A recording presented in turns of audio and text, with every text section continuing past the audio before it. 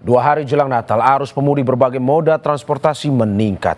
Di saat yang bersamaan pula, BMKG memprediksi hujan lebat dan angin kencang berpotensi terjadi di sejumlah wilayah Indonesia. Apa yang harus diwaspadai dalam arus mudik Natal dan Tahun Baru kali ini?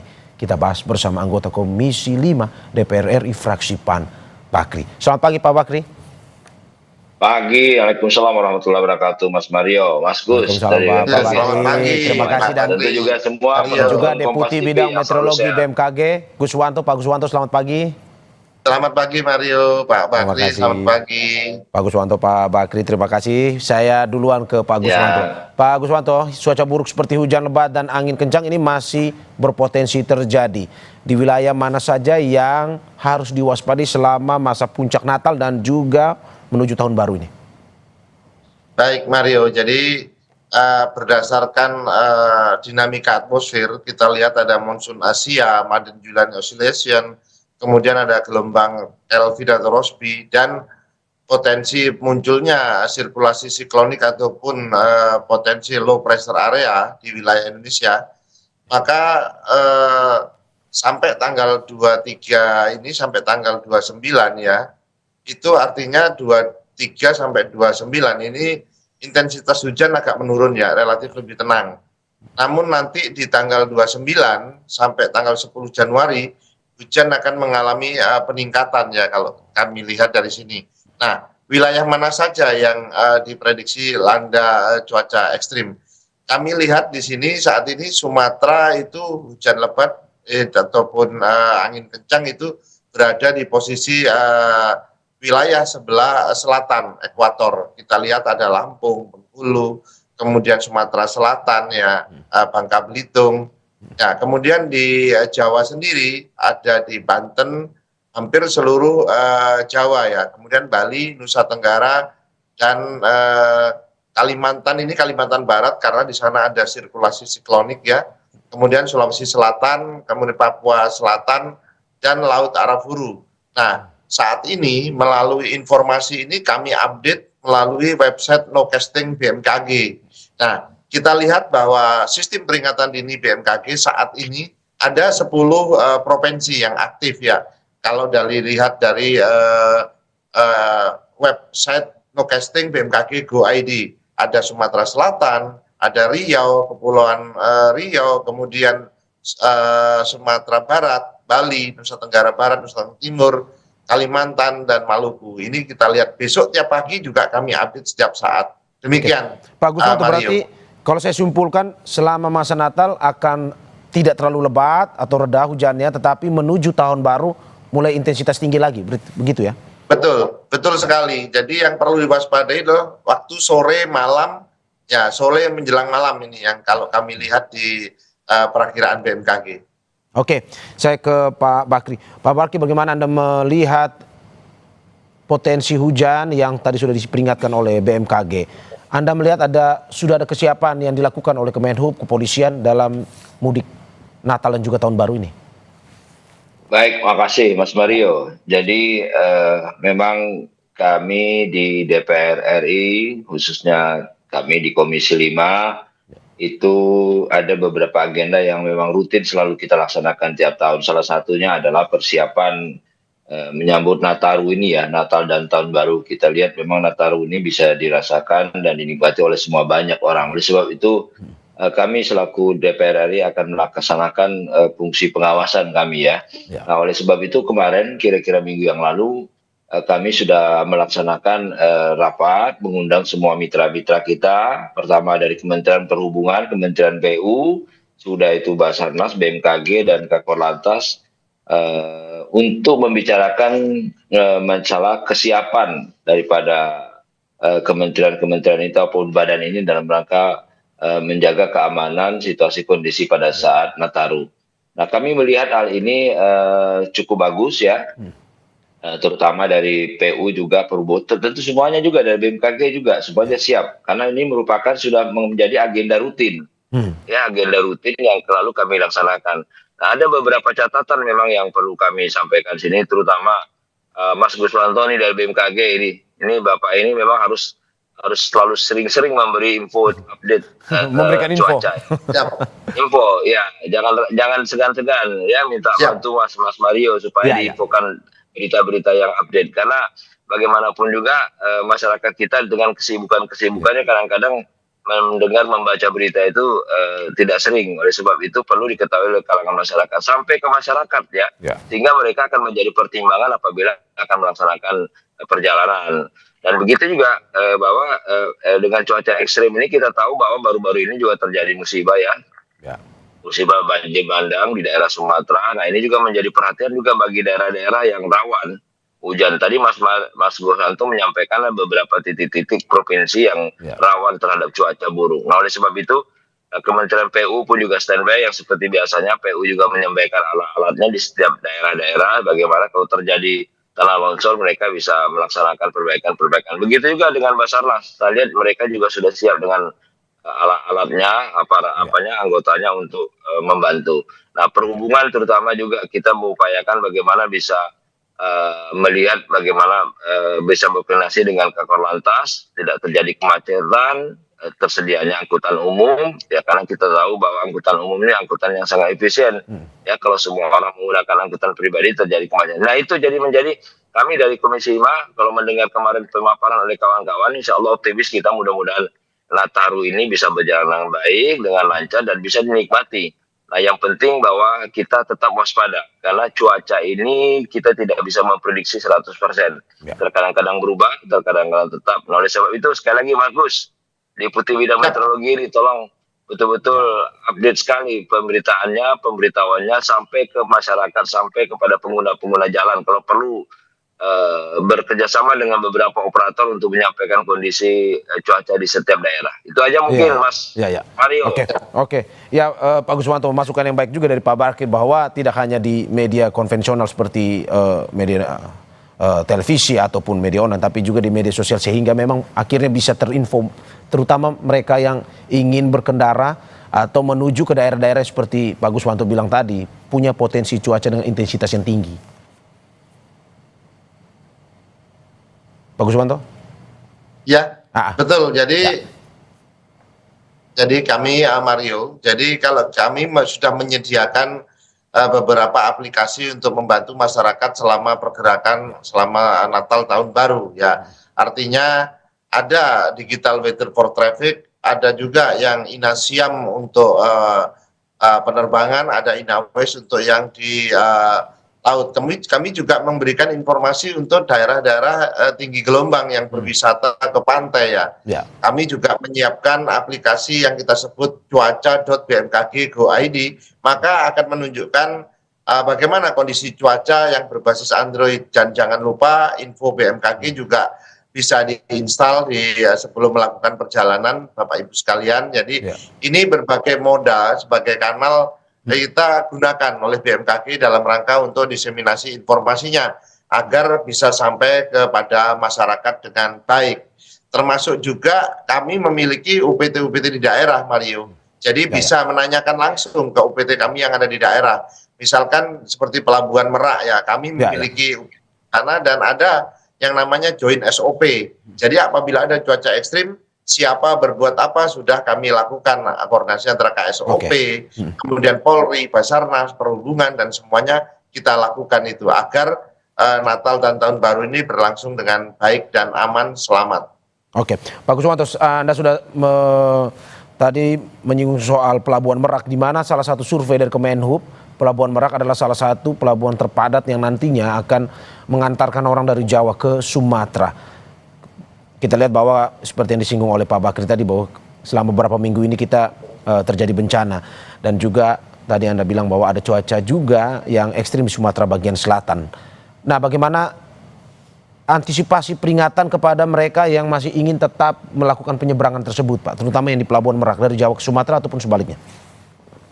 Baik, Mario. Jadi untuk mengantisipasi atau mitigasinya, tolong masyarakat itu dapat selalu update kepada info BMKG ya. Artinya seperti ini. Jadi kami selalu memberikan informasi kepada pengguna atau user. Misalkan kami telah di dalam Joint SOP memberikan klasifikasi peringatan dini cuaca ekstrim. Misalkan level 1. Level 1 itu waspada, di mana kecepatan angin lebih dari 20 knot, kurang antara 10-20 knot, gelombang tinggi itu 1 sampai 1,5, kecepatan arus lebih besar dari 1,2 meter per second. Sedangkan kalau level 3 itu awas, kecepatan angin lebih dari 25 knot, gelombang lebih dari 2 meter. Kemudian kecepatan arus juga lebih dari 1,2 meter per second.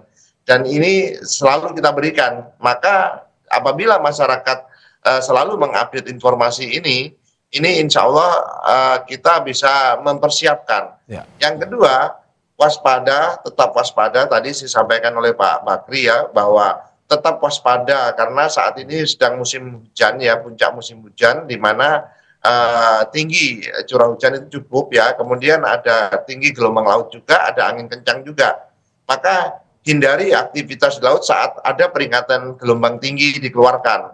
Kemudian siapkan alternatif perjalanan dan jangan memaksakan diri saat kondisi cuaca ekstrim. Misalkan kita perkirakan ya, kami juga menyiapkan untuk digital weather for traffic. Misalkan perjalanan dari Jakarta menuju Semarang, itu mana saja yang sedang hujan, itu juga sudah kami lengkapi. Dan yang terakhir, tetap tenang, ikuti arahan daripada petunjuk daripada stakeholder ataupun dari pemerintah bagaimana jalur resmi. Sebelum saya ke Pak Bakri, Pak Guswanto, kalau dari BMKG sendiri peringatannya seperti apa untuk mereka yang ingin menyeberang ke Sumatera? Apakah sampai saat ini masih boleh ataukah urungkan dulu lah niatnya karena melihat cuacanya yang masih berubah-ubah ini? Ya, kalau saat ini untuk tanggal hari ini itu cuaca tinggi gelombang masih cukup kondusif ya, masih di bawah 1,25 ya, artinya ini masih bisa dilakukan untuk penyeberangan. Sekarang karena dampak efek daripada tinggi gelombang akibat bibit siklon tropis 93S ini tidak banyak berimbas karena jaraknya itu cukup jauh. Hampir 1.000 km lebih di sebelah barat daya di Cocos Island sana. Demikian. Oke, saya ke Pak Bakri. Pak Bakri, tadi kita sudah berbicara sedikit terkait dengan wilayah Sumatera. Menurut dari Komisi 5 sendiri untuk Sumatera ini penanganan khususkah terkait dengan mereka yang ingin menyeberang ke wilayah Pulau Sumatera, entah itu Sumatera Selatan ataupun sampai ke bagian utara? Ya, baik. Baik. Terima kasih Pak Mario. Jadi memang harus ada perlakuan khusus dan perlakuan tegas ya. Kalau angkutan umum itu yang perlu menjadi catatan terkadang-kadang manifest. Nah, ini angkutan kalau dari Merak mungkin manifestnya mungkin pada ya. Tapi ada beberapa pelabuhan-pelabuhan di daerah itu yang kalau mau dikatakan pelabuhan-pelabuhan tikus itu manifestnya kadang-kadang nggak sesuai. Ya, ketentuannya, pengamanan pelampungnya, apanya semuanya tergantung permintaan. Kadang-kadang muatannya 10 dimuat 20. Kalau muat 20 lebih. Nah, ini perlu ketegasan ya. Jadi saya pikir perlu ketegasan dan juga perlu peringatan keras kepada pemilik angkutan pribadi. Jadi kadang-kadang mereka itu agak nekat-nekat juga, Mas. Ini masyarakat kita ini kan agak nekat gitu loh. Apalagi mereka melihat situasi kondisi, wah ini belum apa-apa. Nah, oleh sebab itu petugas-petugas di lapangan terutama di laut SDP itu dan pengamalan itu harus tegas.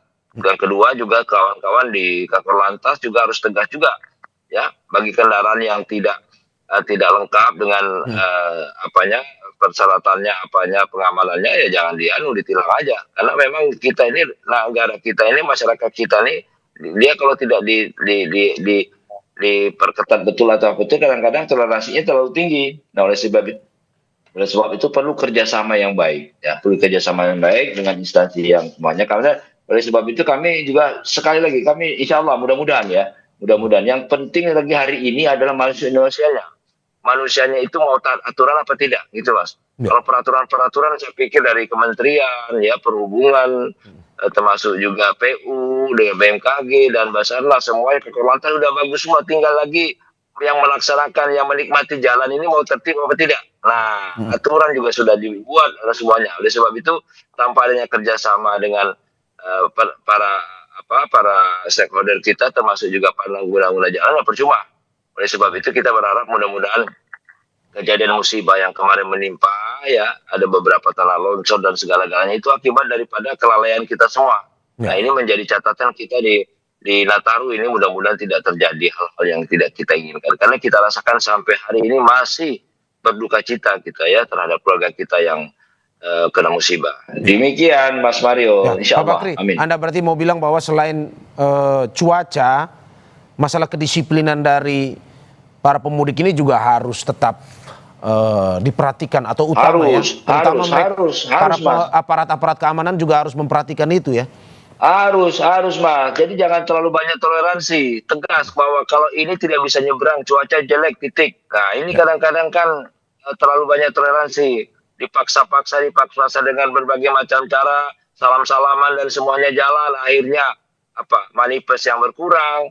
Ya, ada musibah tidak sesuai dengan jumlah muatan kendaraan. Sudah itu cuaca sudah jelek masih tetap jalan. Ya, kendaraan yang kadang-kadang tidak lengkap dengan peralatan keamanannya, seatbeltnya dan semua bannya, apanya semua tidak bagus juga bisa jalan. Harus tegas, ya. Karena orang kita ini kalau nggak tegas dia kurang ya, jangan banyak toleransi. Sebab kalau sudah terlalu banyak toleransi terhadap keamanan, ya musibah yang akan datang.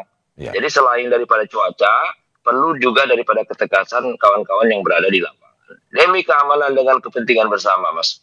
Oke, Mario.